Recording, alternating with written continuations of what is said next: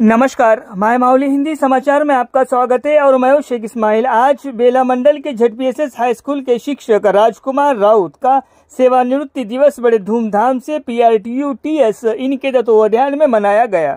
राजकुमार राउत का स्वभाव निर्मल, बात शांत, विचार गहरा और साहस उम्दा। इनकी जीवन शैली में ये शिक्षक से यक्षम पद भी बखूबी निभाए और ये शिक्षक पद पर 1988 में अपना कर्तव्य यानी शिक्षा के देवता के रूप में विराजमान हुए और अपनी आधी जिंदगी यानी 37 साल 6 महीने बच्चों की सेवा में पूरे लगन के साथ में रहे। इनके शिक्षा के माध्यम से बहुत सारे डॉक्टर, इंजीनियर, वकील, शिक्षक बन चुके हैं। इनके विद्यार्थी हैदराबाद, पुणे, मुंबई और बाहरी देश में भी अपने देश का नाम रोशन कर रहे हैं।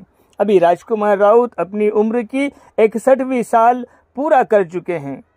इस कार्यक्रम में नेता, शिक्षकगण, विद्यार्थी और गांववासी भी मौजूद रहे। सभी ने आज इस आनंदी मेले में गुरु के बारे में अच्छी और उनकी मीठी मीठी यादों का सहारा लिया और उनके आगे की जिंदगी खुशहालमय, निरोगी, आनंदमय और समाज सेवा में गुजरे, इसकी दुआ की। డ్యూటీ చేయడానికి కారణం కరెక్ట్ చేయడానికి ఆ మేడం గారు కూడా మొత్తం కారణం కాబట్టి ఆ మేడం గారికి కూడా మరొకసారి ఈ అవకాశం ఇచ్చిన బేలా మండల అధ్యక్ష ప్రధాన కార్యదర్శి all dignitaries on the dais, good afternoon to all. Myself Jeria, 6th class, ZPSS Bela. I have to speak few words. Lord Rajkumar sir. Sir is very calm and friendly nature.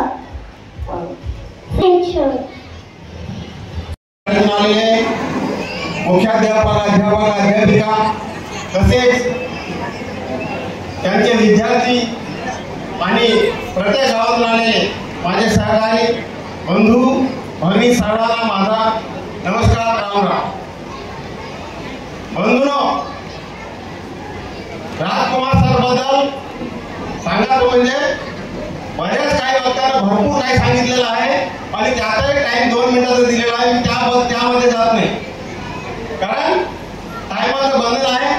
आणि दुसरी गोष्ट, ज्या दिवशी नोकरी लागते, job लागते, त्या दिवशी रिटायरमेंटचा दिवस नेमला जाते।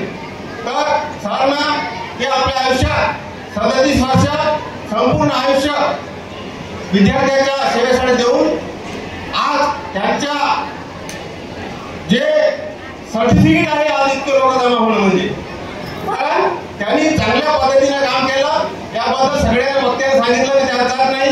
आणि दुसरी गोष्ट की आज रिटायरमेंट झालं म्हणजे काम कमी झालं नाही, उलट काम वाढलं। सरनं आजपर्यंत जे काम केलं ते आपल्या व्यक्तिगत कुटुंबासाठी केलं, परंतु आज समाजाला सर सारख्या व्यक्तीची आवश्यकता आहे आणि त्यासाठी समाजात त्यांनी जी ड्युटी केली फक्त 8 घंटे किंवा 7 घंटे केली, परंतु आज 24 घंटे ड्युटी करायला टाइम आलेला, रिटायरमेंट नाही झालेलं। तर आज 24 घंटे ड्युटी करायला टाइम आलेला आहे आणि समाजासाठी ते काम करतील अशी मी आशा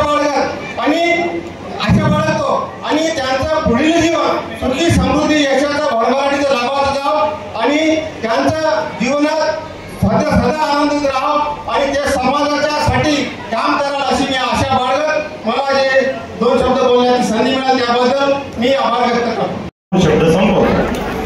धन्यवाद। బయోసైన్స్ ఫోరం జిల్లా ప్రధాన కార్యదర్శి శ్రీ బెత్తం పోచారెడ్డి గారిని వేదికపైకి ఆహ్వానిస్తున్నాం। నెక్స్ట్ श्रीमान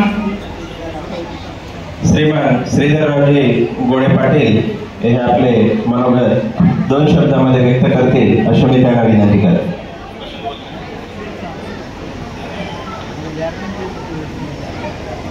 ती देवता याचा हातात तुला वंदन करून या ठिकाणी उपस्थित असलेले सर्व मान्यवर, मी सगळ्यांनी याचं नाव घेणार नाही आणि ज्यांचा आपण या ठिकाणी सत्कार घेतलेला आहे, आमचे जावई तथा त्यांच्या सहचार्यांनी या सगळ्यांना पहिल्यांदा मनपूर्वक त्यांच्या आयुष्यामध्ये मी आणि ते ज्ञान मिळवण्यासाठी आपल्याला सुरुवातीपासूनच ते सराउंडिंग ते वातावरण आपल्यावर त्याचे संस्कार होत असतात.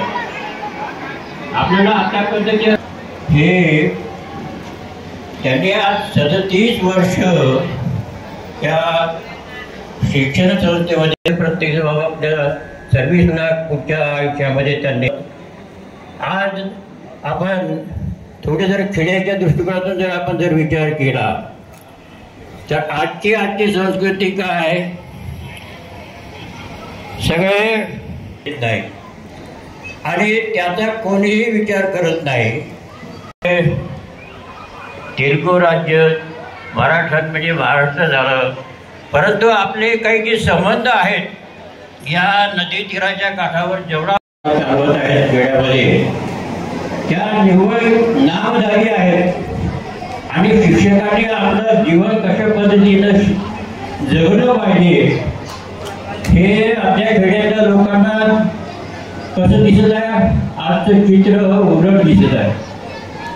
कारण शाळेत विद्यार्थी नाही, 1-2 विद्यार्थी असतात, बाकी सगळे कॉन्व्हेंट आणि त्यांच्याकडे पैसा येते आणि त्या बाकीचे मागासलेले आहेत ते खेडे तसेच राहून जात आहेत आणि त्याच्यामुळे हे शिक्षणाचा सगळा खेड्याच्या बाबतीत तरी बट्ट्याबोळ होत आहे अशी आज स्थिती आपल्याला दिसून येत आहे.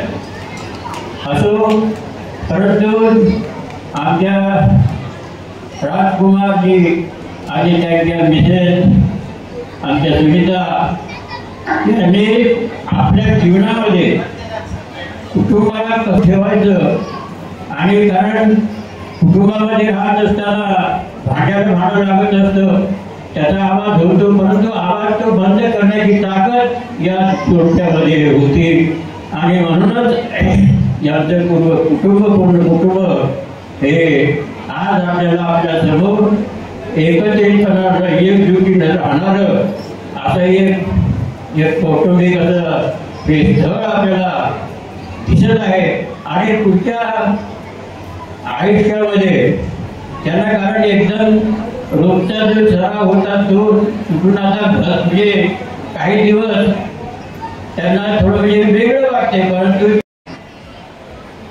పదవి విరమణ కార్యక్రమానికి అధ్యక్షులు వహిస్తున్నటువంటి PRTU మండల అధ్యక్షులు సోములకే తెలుగు సార్ గారు, అదేవిధంగా జిల్లా అధ్యక్షులు కృష్ణ కుమార్ గారు, మా మండల విద్యాధికారి నరసింహ సార్ గారు, అదేవిధంగా సభపై ఉన్నటువంటి అందరికీ కూడా మరియు ఈ కార్యక్రమానికి పాల్గొన్నటువంటి ప్రతి ఒక్కరికి నమస్కారాలు తెలియజేస్తూ, మరి ఉపాధ్యాయులు అన్నప్పుడే జ్ఞానాన్ని బోధించేవారు. అటువంటి జ్ఞానాన్ని బోధించిన మా పాఠశాలలో, మా జిల్లా పరిషత్ పాఠశాలలో దగ్గర 10 నుంచి 15 సంవత్సరాల పాటు పిల్లలకు విద్యను అందించి వారి భవిష్యత్తును తీర్చిదిద్దినటువంటి రాజ్కుమార్ గారు మరి ఈరోజు పదవి విరమణ పొందుతున్నారు. వారితో పాటు వారి యొక్క సతీమణి కూడా మరి ఒక రకంగా పదవి విరమణ పొందుతున్నట్టే. అంటే ప్రతిరోజు సార్ రాకముందు మేడం కూడా మరి సార్ టిఫిన్ కానీ భోజనం కానీ ఒక బాధ్యతగా ఒక విధిగా తన డ్యూటీ లాగా చేసేది. ఇక నుంచి మేడం కూడా కొంత విరమణ అనేటువంటిది ఉంటుంది. అదేవిధంగా కేవలం ఉపాధ్యాయులు అంటే ఈ రోజుల్లో చదువు చెప్పడమే కాకుండా ఉపాధ్యాయులకి ఎన్నో సమస్యలు ఉన్నాయి. అటువంటి సమస్యల నుంచి బయటపడి తన యొక్క 38 సంవత్సరాలను మరి ఆయన కొనసాగించడం, తర్వాత పదవి విరమణకు రావడం అనేటువంటి నిజంగానే ఈరోజు మరి ప్రశంసించాల్సినటువంటి విషయం. గతంలో కేవలం ఉపాధ్యాయులు అంటే స్కూల్కి వెళ్ళి పాఠాలు బోధించి రావడం ఉండేది, కానీ ఈరోజు ఉపాధ్యాయులు అంటే కేవలము బోధననే కాకుండా సామాజిక సేవతో పాటు మరి పాఠశాలలో అందించేటువంటి మధ్యాహ్న భోజన నిర్వహణ కూడా అది మంచిగా జరుపుకుంటే సస్పెన్షన్లు కూడా వారికి రావడం, అంతేకాకుండా కులగణన కానీ జనగణన కానీ చివరకు పశువుల గణన కూడా, అంటే ఉపాధ్యాయులు అనేటువంటి ఎంత ఉన్నతమైనటువంటి ఆ పదవిని ఏ విధంగా మరి పాలకులు దాన్ని వినియోగిస్తున్నారంటే నిజంగానే మరి వారికి నా రిక్వెస్ట్ ఏంటంటే ఉపాధ్యాయులకు కేవలం చదువుకే పరిమితం చేసి మిగతా వాటిని తప్పించి వాళ్లకు రాబోయే తరానికి మంచి భవిష్యత్తు అందించే విధంగా వాళ్లకు మానసిక బాధ లేకుండా క్షోభత లేకుండా ఆ విధమైనటువంటి పాలన ఉండాలి, ఆ విధమైనటువంటి విధానం అనేటువంటి కావాలని కోరుతూ మరి పిఆర్టీకు నిజంగానే అభినందిస్తున్నాను. పదవి విరమణ పొందిన తర్వాత తమ యొక్క సంఘం ఉపాధ్యాయులకు ఈ విధంగా సన్మానించడం అనేటువంటిది మరి మరొకసారి వారికి ధన్యవాదిస్తున్నాను. మరి ఈ రోజు పదవి విరమణ పొందుతున్నటువంటి రాజ్ కుమార్ సార్కి మరొకసారి అభినందిస్తూ నాకు అవకాశం ఇచ్చినటువంటి అధ్యక్షులకు ధన్యవాదాలు. Thank you.